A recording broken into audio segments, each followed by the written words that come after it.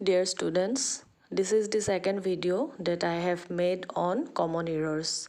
In this video, I am going to discuss the examples taken from the SSLC question papers of 2018, 19 and 20. These examples are also important for the students of class 8 and for the people who want to appear in the competitive exams. In the description box, I have given the link of the first video. Please go through it and watch. And please subscribe my channel now if you have not subscribed it. So let's start the video.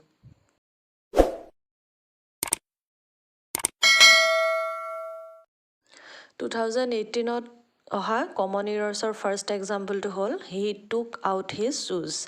ইয়াত বুজাব খুজিছে যে he তাৰ shoes খুলিছিল কিন্তু ইয়াত took out টোৱে জোতা খোলাৰ real meaning টো বুজোৱা নাই হে আমি ইয়াৰ ঠাইত লিখিব লাগিব put off.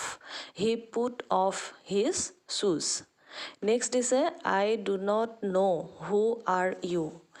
এই সেন্টেন্সটো এটা ইন্টাৰোগেটিভ সেন্টেন্স সিম্পল কৰিছে যে মই নাজানো তুমি কোন গতিকে এটো ইন্টাৰোগেটিভ সেন্টেন্সৰ ষ্ট্ৰাকচাৰত ৰাখিলে নহব এটো সিম্পল সেন্টেন্সৰ ষ্ট্ৰাকচাৰলে নিব লাগিব হু আৰ ইউ বুলি ক'লে এটো ইন্টাৰোগেটিভ সেন্টেন্সে হৈ থাকিব কোৱেশ্চনে হৈ থাকিব সেই কাৰণে আমি সিম্পল কৰিবলৈ হলে হু ইউ আৰ কৰিব লাগিব I do not know who you are Number C, she said that she will arrive at 6 p.m. এটো এটা indirect narration. ইয়াত she said থকা কাৰণে আমি will to would কৰিব লাগিব. She said that she would arrive at 6 p.m. Number D, she prefers milk than curd. Prefers ৰ লগত fixed preposition to হয়. হে আমি than ৰ ঠাইত to লিখিব লাগিব. She prefers milk to curd. 2019ত অহা ফাৰ্ষ্ট এক্সাম্পলটো হ'ল ইট কেন ৰেইন টুনাইট আজি ৰাতি বৰষুণ হ'ব পাৰে এটো এটা পসিবিলিটি সম্ভাৱনা দেখুৱাইছে হে কেনৰ ঠাইত আমি মে লিখিব লাগিব it may rain tonight Number B, the kettles were grazing in the field. The kettle টোৱে plural number বুজাইছে কিন্তু কেটলৰ পিছত কেতিয়াও s লগাব নালাগে The kettle were grazing in the field. Number C, each of the boys play cricket. ল'ৰা কেজনৰ প্ৰত্যেকে cricket খেলে each every এবিলাকে singular number বুজায় প্ৰত্যেককে বুজাইছে সেইকাৰণে আমি ভাৰ্বটো যেটো মেইন ভাৰ্ব আছে প্লে তাৰ পিছত s লগাব লাগিব কাৰণ ইয়াত যেতিয়া সিঙ্গুলাৰ নাম্বাৰ হয় সাবজেক্টটো তেতিয়া ভাৰ্বৰ পিছত আমি s by s লগাব লাগে each of the boys plays cricket. Number D, how much money you need. ইয়াত ভাৰ্বটো ভুল আছে ইয়াত do লগাব লাগিব how much money do you need. Number E, when you do your homework. ওপৰটো নিচিনা প্ৰায় একেইটো ভাৰ্বটো ভুল আছে when do you do your homework তুমি কেতিয়া হোমৱৰ্ক কৰা do লগাব লাগিব ইয়াত. Number F, I do not know to do it.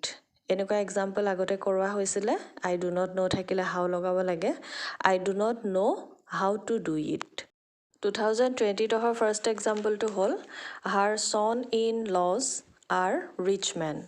ইয়াত প্লুৰেল নাম্বাৰ বুজাইছে কিন্তু s টো আমি লজৰ পিছত লগাব নালাগে sonৰ পিছতহে লগাব লাগিব her sons-in-law are rich men. Number B, it is raining since morning. ইয়াত ভাৰ্বটো ভুল হৈ আছে এটো প্ৰেজেন্ট কন্টিনিউয়াস টেন্সত লিখা হৈছে কিন্তু since আৰু for যেতিয়া থাকে তেতিয়া আমি প্ৰেজেন্ট পাৰফেক্ট কন্টিনিউয়াস টেন্সত লিখিব লাগিব it has been raining since morning এই ধৰণে লিখিব লাগিব. Number C, how you know him. এটো ভাৰ্বটো ইয়াত ভুল কৰি দিছে how do you know him এই ধৰণে লিখিব লাগিব. Number D, I and he are brothers. ইয়াত পাৰ্সোনেল প্ৰনাউন্স এতিয়া লিখা হয় তেতিয়া সেকেন্ড থাৰ্ড ফাৰ্স্ট এই ধৰণে লিখিব লাগিব প্ৰথমতে সেকেন্ড পাৰসন তাৰপিছত থাৰ্ড পাৰসন তাৰপিছত ফাৰ্স্ট পাৰসন এই ধৰণে এৰেঞ্জমেন্টটো হয় কিন্তু ইয়াত ফাৰ্স্ট পাৰসন আৰু থাৰ্ড পাৰসন এই ধৰণে এৰেঞ্জমেন্টটো কৰা হৈছে আমি এটো কাৰেক্ট কৰি লিখিব লাগিব he and I are brothers. Number E, he is senior than me in age.